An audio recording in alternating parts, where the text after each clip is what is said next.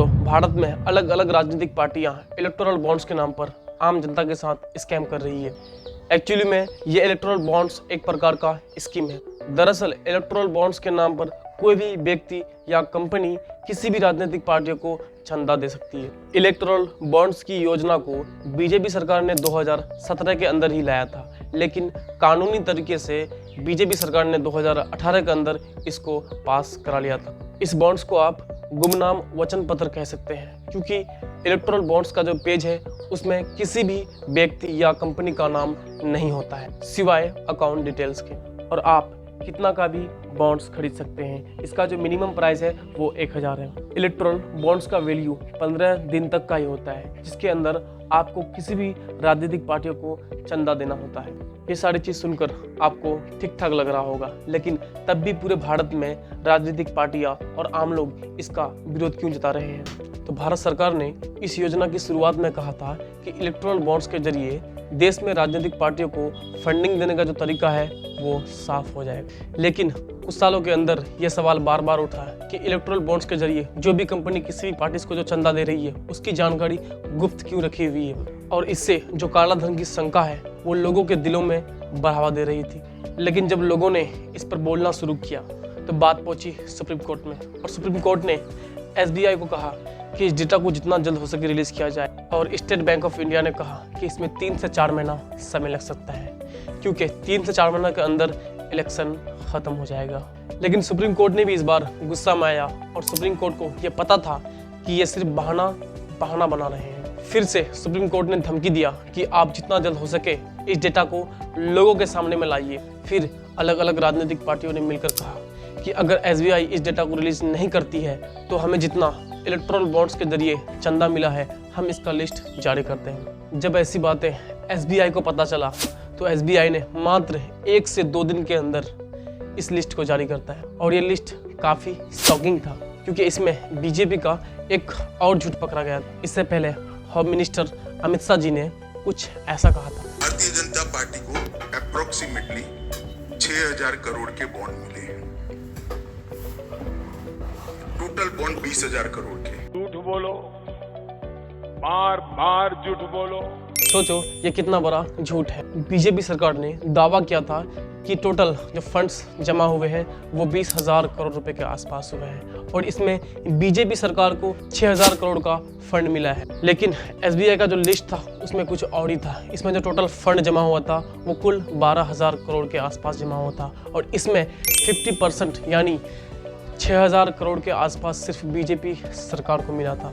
और बीजेपी सरकार झूठ बोल कर किस तरह लोगों को गुमराह कर रही है, और यहीं से होता है बीजेपी और अन्य पार्टी का एक्सपोज।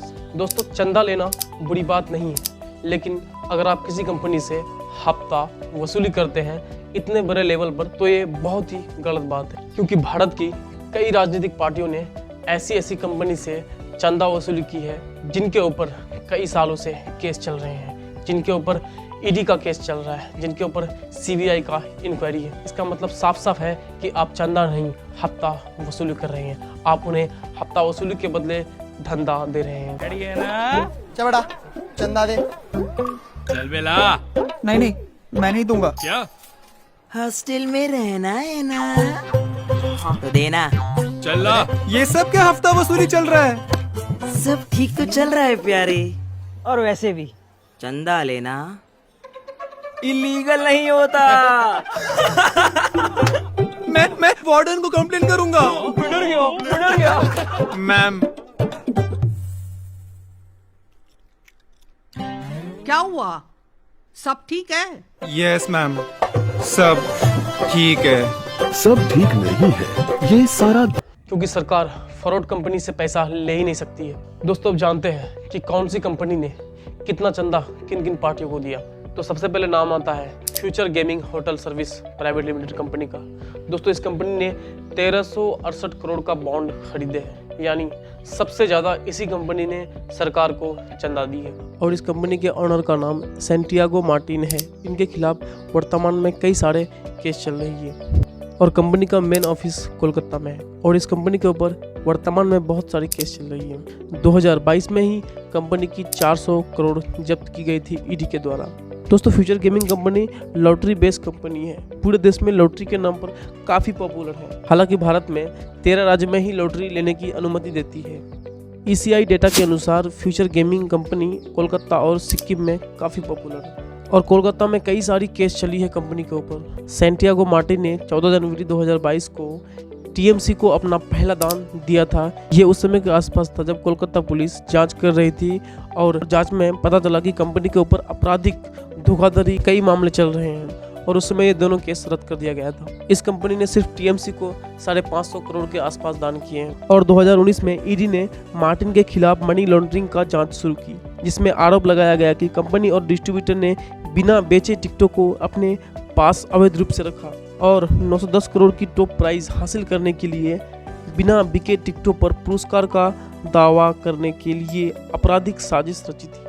और एक रिपोर्ट के अनुसार 2015 तक मार्टिन पर कर्नाटक, केरल, सिक्किम, अरुणाचल प्रदेश, पंजाब, हरियाणा, महाराष्ट्र में लॉटरी के घोटाले का आरोप लगाया गया था। दोस्तों ऐसी बहुत सारी केस है जो कि कंपनी के खिलाफ है, लेकिन तब भी यहाँ पर सरकार कुछ एक्शन नहीं ले पा रही है। दोस्तों घाटे में चल रही ऐसी 33 कंपनियां हैं जो 582 करोड़ का चंदा दिया है और सभी कंपनियों को मिलाकर लगभग 1 लाख करोड़ का घाटा हुआ है। अब यहाँ पर सवाल ये उठता है कि आखिरकार कंपनी इतना बड़ा घाटे में रहकर इतना बड़ा दान कैसे करती है। मुझे ऐसा लगता है कि इसका 2 रीजन हो सकते हैं। हो सकता है कि कंपनी इसकी जानकारी सरकार को नहीं दे रही है, या ये हो सकता है कि सरकार को तो हफ्ता वसूली के नाम पर चंदा मिल ही गया है, क्योंकि सरकार को तो सिर्फ चंदा से ही मतलब है। सरकार को ऐसी कंपनियों को बैन करना चाहिए, ना कि उनसे चंदा लेना चाहिए। दोस्तों ऐसे सैकड़ों केस हैं इन कंपनियों के ऊपर जो चंदा तो देती है लेकिन उसका कोई अता पता नहीं है, वो प्रॉफिट में है, लॉस में है,